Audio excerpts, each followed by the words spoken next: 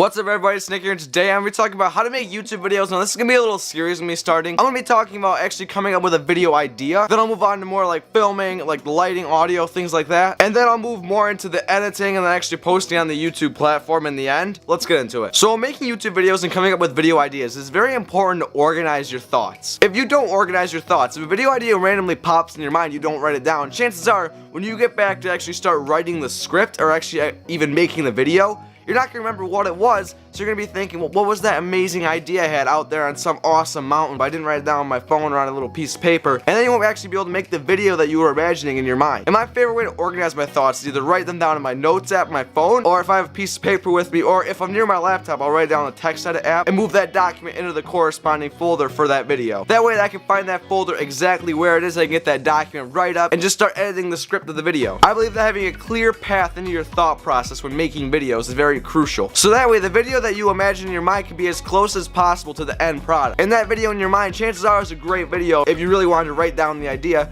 So in the end video product you think is going to be amazing. And chances are your audience will most likely like it as well. But how do I actually come up with my YouTube video ideas? Well, since I'm more of a filmmaking based channel, I come up with a lot of them when I'm out actually shooting. So say I see a post on the internet about shooting in a flat profile, then I actually go out and experiment for myself what the flat profile is like. Then when I get back and start editing it, I realize, yeah, this flat profile is way better than shooting in the default one. Then I'll kind of start developing a script on that idea and develop my own video kind of talking about the whole topic with my own opinions and thoughts. And the other part of the time when I'm thinking of video ideas is things in the past I really didn't do well with. Let's say it's story. In the past I didn't do much with story. Nowadays I'm really working on trying to develop stories with my cinematic sequences. So I can make a video talking about story, which I did a little bit ago. It'll be linked at the end of the video. So to sum up how to get a good video idea, kind of actually do it. If you're a gaming channel and you're playing some good old Fortnite, let's say to me you just get a gray gun, and you kind of think like this a gray gun challenge only would be kind of interesting. Then you actually make that video just using gray guns for the entire game because you've actually learned it in game. So the best way to learn video ideas is to go out, kind of do what the theme of your channel is, whether it's filmmaking or gaming, and think of your own ideas by yourself. And sometimes, yes, it is okay to, like, you know,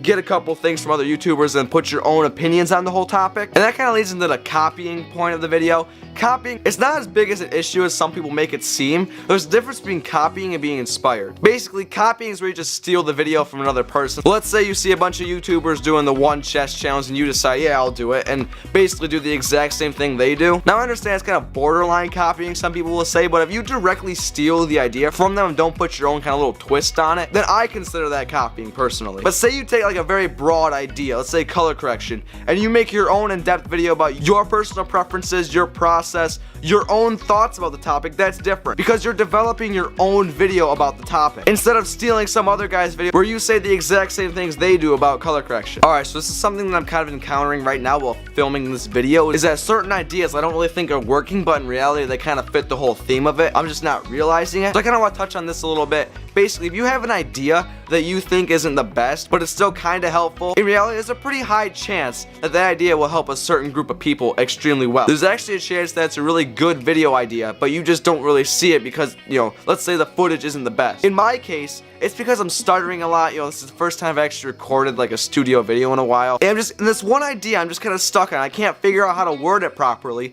But in reality, it's a great idea that really fits the theme of the video. And it's that idea right there of scratching certain ideas that you don't think's the best, but in reality, they're actually great, helpful ideas for your audience. And then they can kind of feel more engaged to your channel. So if you have a really unrelatable topic, no one really wants to watch it. If your audience can't relate to what you're talking about in the video, the chances are they're not going to watch the video all the way through. They're not going to drop a like. They're not going to come by your channel again because that one video kind of turned them away because it wasn't that relatable. Like this series here, I find it personally very relatable. How to make a YouTube video for a new YouTuber who doesn't really know the whole process of coming up with video ideas. Maybe they don't really know much about lighting or audio or maybe editing. Then this series can kind of help them. Maybe a certain part isn't the most relatable. I get that, you know, it makes sense. Let's say coming up with video ideas isn't the most relatable to you personally, but there is people out there who need that little extra help with coming up with video ideas. I actually went through it. Like when I first started doing this whole filmmaking IRL style, the first like month of it, I was just grinding on how to find video ideas. Like I was looking up on the internet, I was looking at different forums talking about it,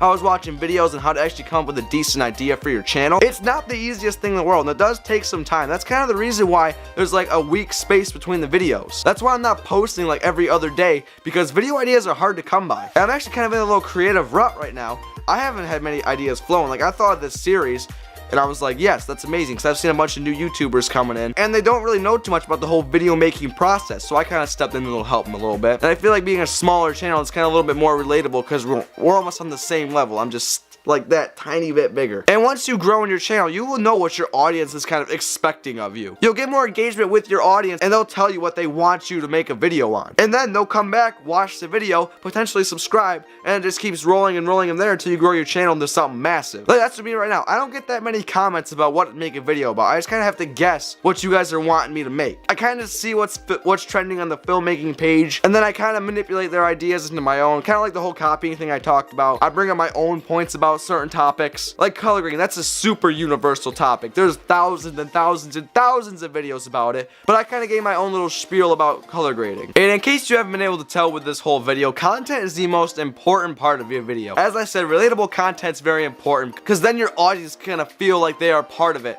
if it's very relatable. But without good content, people aren't going to want to watch your video. If the content is just awkwardly sitting in your feed and doesn't really match everything, then people can be like, well, maybe they're not going to post another filmmaking video because this random Fortnite stream is in their feed. Or let's say you're a strictly gaming channel and you drop a random vlog, they're going to be like, oh, I hope he doesn't start doing vlogs, so I subscribe for the whole gaming aspect. And even new subscribers who are coming at your channel, if they see a whole line of filmmaking videos in that one Fortnite stream, they're going to be like, this kid plays Fortnite, I'm leaving this right now. No, I'm not watching the Fortnite kid, I'm out, peace. So just kind of have a general theme to the content of your channel is extremely important, so that way your audience will know what to expect for the next video.